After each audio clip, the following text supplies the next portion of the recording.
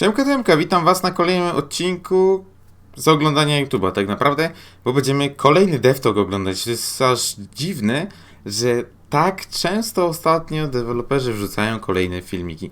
Także jestem troszkę zaskoczony, jakoś sobie ustawimy jakąś normalną, że tak dużo nam wrzucają ostatnio. Albion Online DevTalk.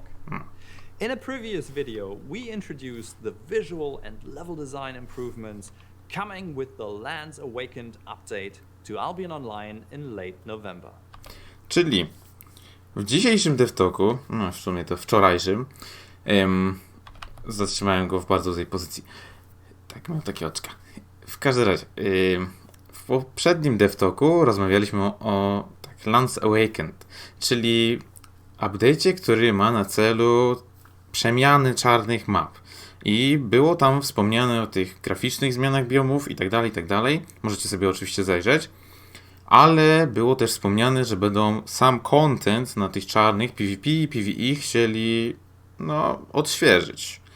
Albo pozmieniać tak, żeby był ponownie na tyle ciekawy, żeby ludzie spontanicznie dążyli do walk PvP w małych grupach i żeby jakieś dungeony statyczne czy nagrody na otwartym świecie PvE też były przyciągające.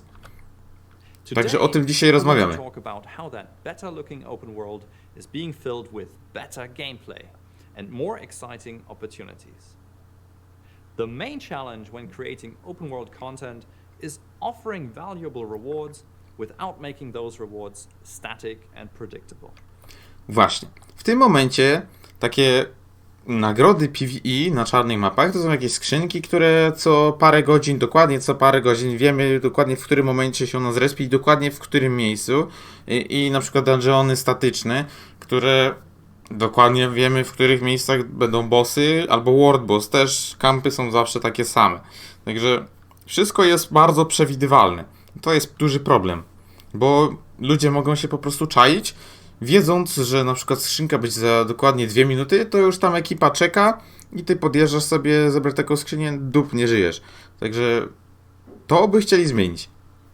I uważam, że to jest zmiana na plus. Gameplay, as the most powerful groups will tend to monopolize these rewards.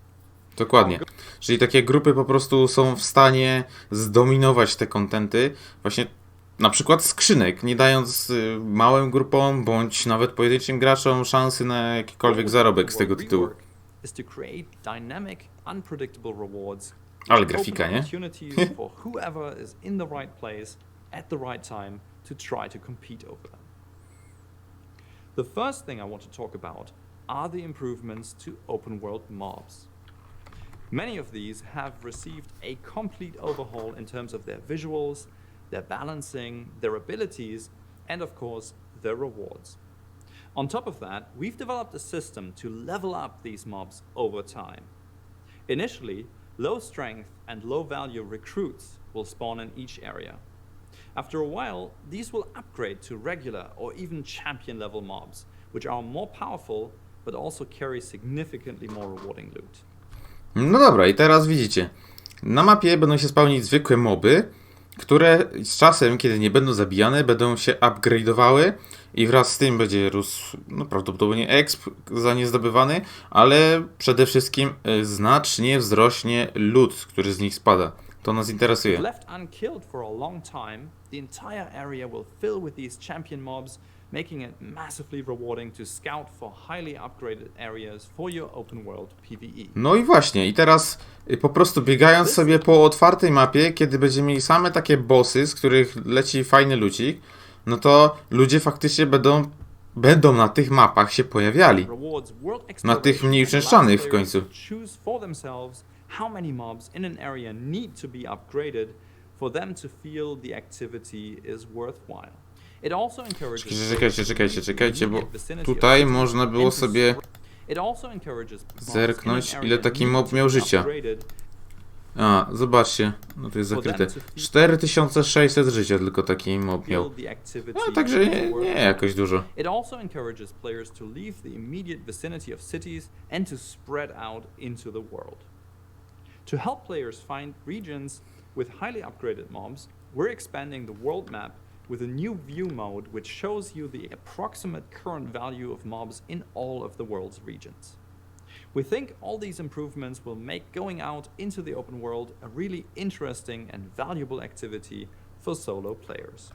Czyli z poziomu tej dużej mapy będziecie mogli sobie sprawdzić mniej więcej aproksymowaną wartość mobów, które są na danym regionie, co pozwoli ludziom odwiedzać te regiony, które są, można powiedzieć, zaniedbane, odludnione i w ten sposób wytworzyć jakiś ruch na tych czarnych mapach. Nie dość, że właśnie ludzie będą tam pojawiali się dla luta, to też będą się tak rozkładali, żeby wiecie, żeby różne regiony odwiedzać, bo czyszczenie jednego regionu cały czas nie będzie na tyle opłacalne, co zwiedzanie kilku sąsiednich na przykład. For group players, we've applied the same mob upgrading system to static open world dungeons. This ensures exploring the remote corners of the dungeon to find upgraded mobs is worthwhile and pulls groups away from the more obvious areas of the dungeons. In addition, we've added multiple entrances. O, zobaczcie, widzicie? Tutaj będą w tym otwartym piętrze właśnie takiego statycznego dungeona skrzyneczki sobie po prostu stałe i będzie można tam jakieś specjalne moby rozwalać. These entrances make dungeons interesting hotspots for player activity. Nie do końca rozumiem, ale tutaj będą, nie wiem, czy przejścia z różnych regionów do danego statika, przez co będzie można albo uciec, albo spotkać tam różne grupy, że ten statik nie będzie tylko taki chyba w jednym miejscu, tylko będzie można z kilku miejsc do tego statika wbić, tak jak widzicie, strzałki z różnych jakby regionów. And ensures players can't simply camp one single entrance to control the entire dungeon. O, no właśnie. Nie będzie można trzymać jednego punktu, żeby całego dungeona trzymać, tylko trzeba będzie każde wejście. They can also be used as emergency exits should you wish to flee the dungeon when a more powerful group enters. Finally, they also ensure that players can come in from all sides when a dungeon rush event starts. These events will start with only limited warning at randomized times and last for a short period. During the event, mobs and treasure chests in the dungeons will upgrade to higher levels more quickly, making it highly profitable to play the dungeon during the event time, but obviously also attracting other players to the dungeon as well. The reworked open world dungeons offer plenty. Czyli będzie event specjalny, który będzie w randomowych momentach się pojawiał, nie będzie trwał długo i będzie powodował, że moby będą się szybciej upgrade'owały i będzie dużo lepszy lucik leciał z takich dungeonów. PvE-minded players will prefer to explore deep into the dungeon while no event is running, but players who don't mind some PvP with their PvE will want to rush into the dungeon when they see an event starting. No, czyli ten dungeon raz jest przewidziany dla ludzi, którzy oprócz PvE chcą też PvP sobie zobaczyć przy okazji, także będzie ten loot dodatkowy, ale też wiadomo, przyciągnie innych graczy, więc spotkamy raczej jakieś inne ekipy, z którymi prawdopodobnie będziemy się bić. Open World PvE in the Lands Awakened update will be significantly more interesting and rewarding, hopefully drawing many more players into the open world and filling the world of Albion with life. However, these improvements to mobs and dungeons are not the only changes coming. Another feature I want to talk about is the reworked treasure sites. Current treasure sites exist in fixed locations and only reveal new treasures at preset intervals.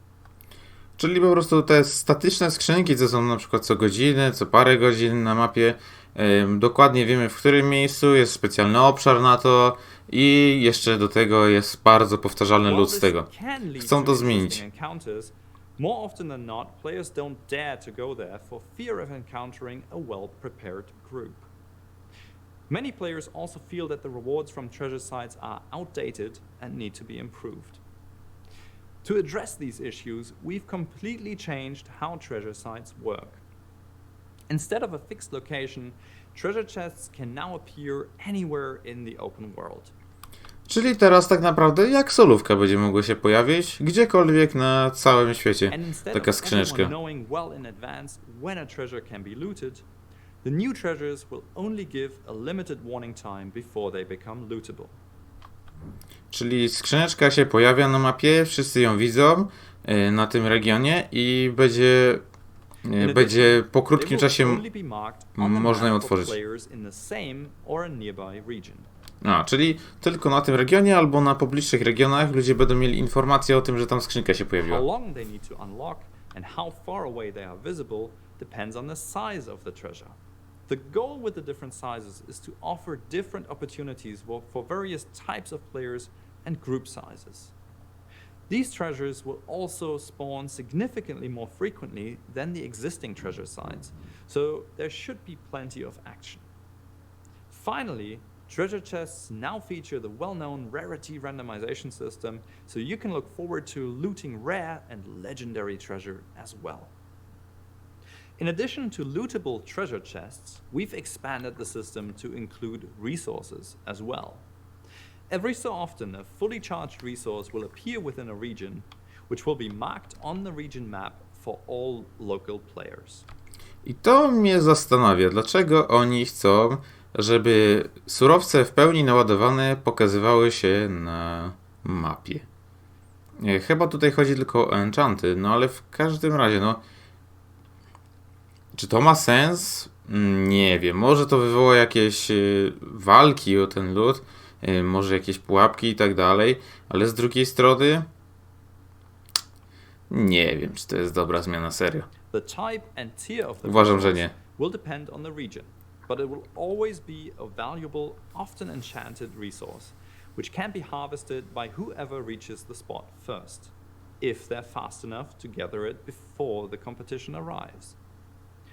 Finally, to support gatherers who prefer to stay as far away as possible from other players, we've also expanded the world map to include a new view mode which shows the approximate availability of resources.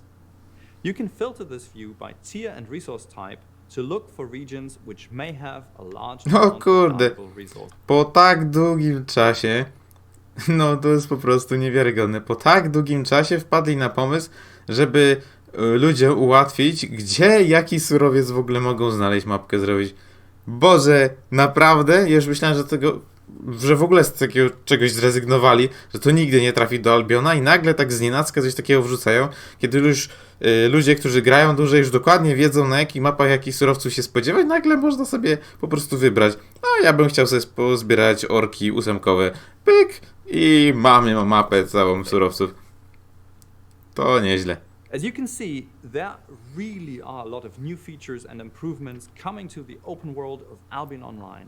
And we can't wait to see as many of you as possible roaming the world, looking for valuable treasure and resources when the Lands Awakened update releases in November.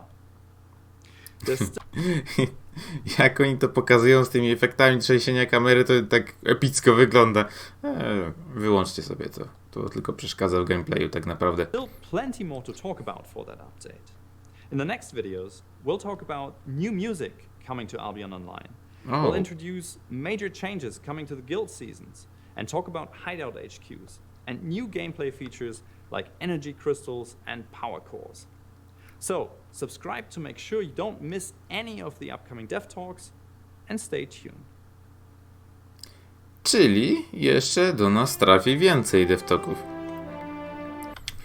No to tak wam powiem, że update konkretnie się zapowiada, razem z tymi hideoutami, tymi zmianami biomów, z całą tą mechaniką tych baz, tych headquarters hideoutów, z tymi kryształami, z zmianą statików i open worldu na bardziej zarobkowy PvE i więcej kontaktów PvP, small scale, nawet nie, jakieś pojedyncze osoby będą się biły o surowce, także generalnie update jest bardzo mocno nastawiony na przywrócenie na czarnych mapach i atrakcyjności pod względem właśnie lootu i pod względem walk, bo w tym momencie czarne poza ZVZ to są prawie martwe, bo ludzie wolą sobie do Corruptedów pójść, do Hellgate'ów, na Haceki, jakieś krystale, może dungeony na royalkach, może frakcje i tak naprawdę śmiało można powiedzieć, że 3/4 kontentu dzieje się poza czarnymi. które tak naprawdę są docelowymi mapami, jeśli chodzi o Albiona. No, na nich powinno się walczyć o dominację i dzięki tej dominacji czerpać z tego zyski. Także generalnie to bardzo dobrze ukierunkowany jest ten update. Jeśli czegoś nie spaltolą, to naprawdę będzie to bardzo dobry krok w stronę właśnie takiego PvP, który Albion promuje. PvP właśnie małych grup, PvP, które nie jest skazany na porażkę przy właśnie starciu z większą grupą, PvP, które mogą nawet solowi gracze uprawiać. Także wszystko to, co uważam, że w Albionie powinno się znajdować, w tym właśnie update'cie może mieć miejsce. Także mam nadzieję, duże nadzieje związane z tym update'em, gdzie ubogacą te czarne mapy właśnie w takie małe kontenty, których tak brakuje w tym momencie, i dodatkowo będzie dużo mniej hideoutów, które tak bardzo psują te PvP na czarnych. No dobra, to by było chyba tyle w tym odcinku, także czekamy na kolejne devtoki, no i oczywiście zbliżający się update, który nam to wszystko przyniesie już tam, nie wiem, 3 tygodnie chyba jakoś tak do tego, 3-4 tygodnie. Przynajmniej tak zapowiadają. No dobra, to by było na tyle dzisiaj, także dzięki, że wpadliście, trzymajcie się. Jak chcecie link do wersji bez mojego pitolenia, to macie oczywiście w opisie, razem z opisówką po polsku. Także dzięki, że wpadliście, trzymajcie się, do następnego.